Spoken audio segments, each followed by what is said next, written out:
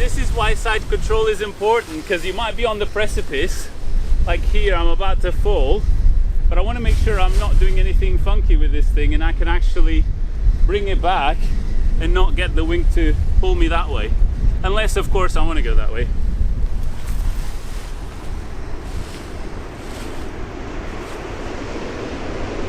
Hi everybody! Today we are... Here he is. I'm a giraffe! Hi everybody!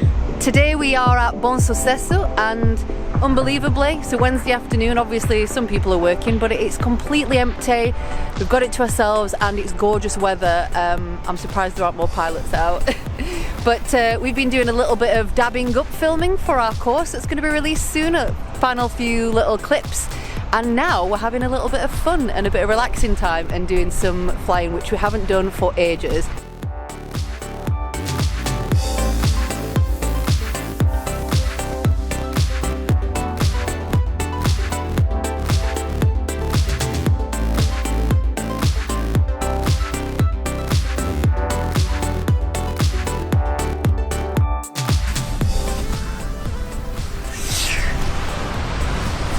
Making his own sound effects, oddly.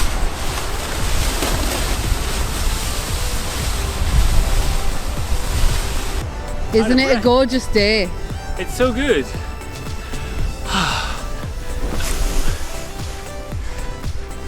What have you been saying to the people? Been saying that it's been a long winter and that It's been so rainy. Yeah, we've not been out for ages and we've had life to contend with, but now we're back out and it's a gorgeous day. And you look very happy. I'm very happy.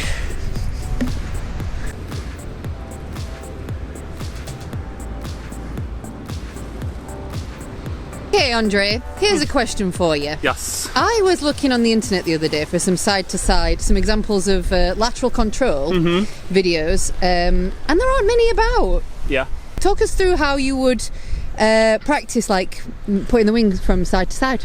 Is there like a sequence or like steps that you can take to initiate your practice kind of thing? Well, there's the steps that Gemma's put together for our course, link in the description.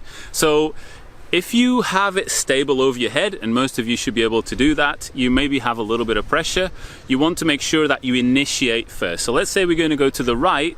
To go to the right, we need the differential in the brake to be skewed to the right, meaning either we're here and we pull a little bit of right and it will yaw and roll to the right, or we can even leave this where it is but release the left so the differential is more, and then it will yaw and roll to the right. And then as it rolls and it's starting to come down, you have to remember to release the right, the initiation brake gets released and you start pulling a little bit on what we call the top brake.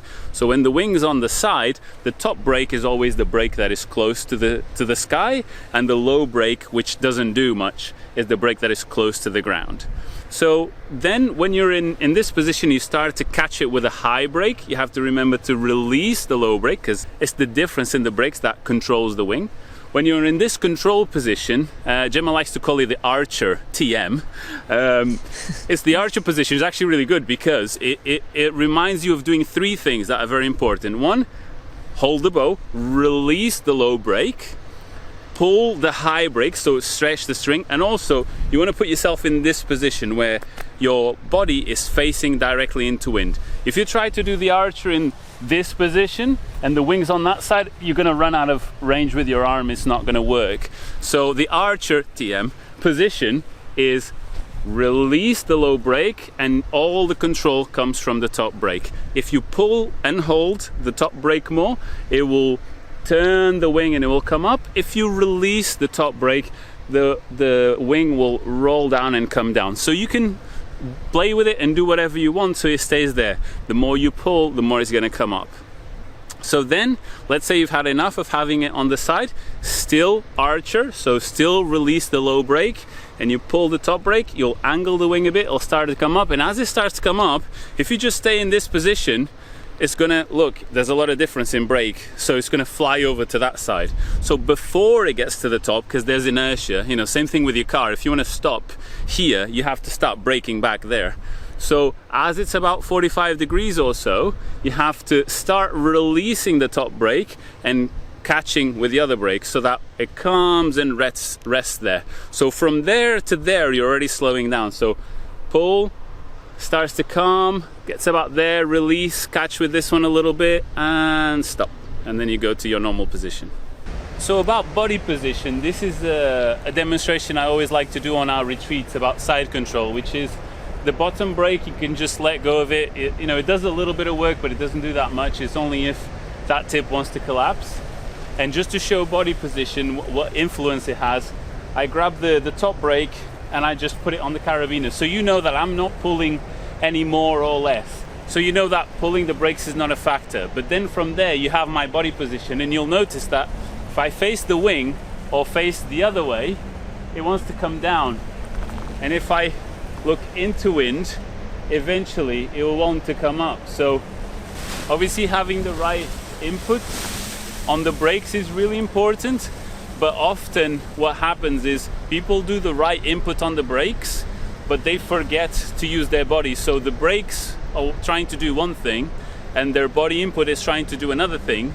So then the wing doesn't really move up or down, it doesn't do what they want, and then they think it's because their brakes are wrong. But really, the brakes are doing the right thing probably, but the body is probably facing the other way, the risers are twisted, and it's just generally not working together. So just like when you're flying in the air, if you want the wing to go that way, you lean into the side for the side you want to go. This is the same thing. You lean this way, face the wind, lean to this side, and pull the top brake to make the wing come overhead. In theory, it is like an open stance towards the wind or facing the wing, but not putting you back to the wind. So on this side, we have an open stance. Open because the risers are not together. Often we might be facing this way, and then I initiate to this side. Then this is not an open stance. This is a closed stance almost, because the risers are twisted. I can still do that and it will still help, but this is way harder to control than the other way around. If you do it this way, it's way easier to not have all this mess up in here. So it's kind of as well like when you are going side to side, you need to do it while still facing through the front almost. You can kind of do it in reverse, but you always need to open your risers back up at least when you go from when you're controlling it on the side for ease. Yes, if you're starting from the front, it's pretty obvious to go right, like this, and then you go around, and then you go left to go left. But a lot of people, especially in strong wind, if the wind is strong enough that you can do side to side, they'll be in the reverse position like this. So what happens is to go to that side, it will open up, which is what we want. This is nice. But then they try to do a tip touch to the other side. They control this side, which is great. And then they go to do a tip touch on this side, and now they're twisted. So like Gemma said, even though it's harder to control the wing above your head through the front, so always looking forward, not in the reverse position, you can control it to this side, and then you can go to this side, and you'll probably lose control a little bit when it's right overhead, but it's worth sticking with it because over time it makes it a lot easier. But you can also kind of go in between times. You can go into the reverse position. It's just that when you go to being mindful of which side to open up to once you go back to the forward or the open stance, isn't it? Yeah, I think like you said, the main thing is if you're putting the wing on the side and there isn't a gap here, the riser twisted, then go the other way.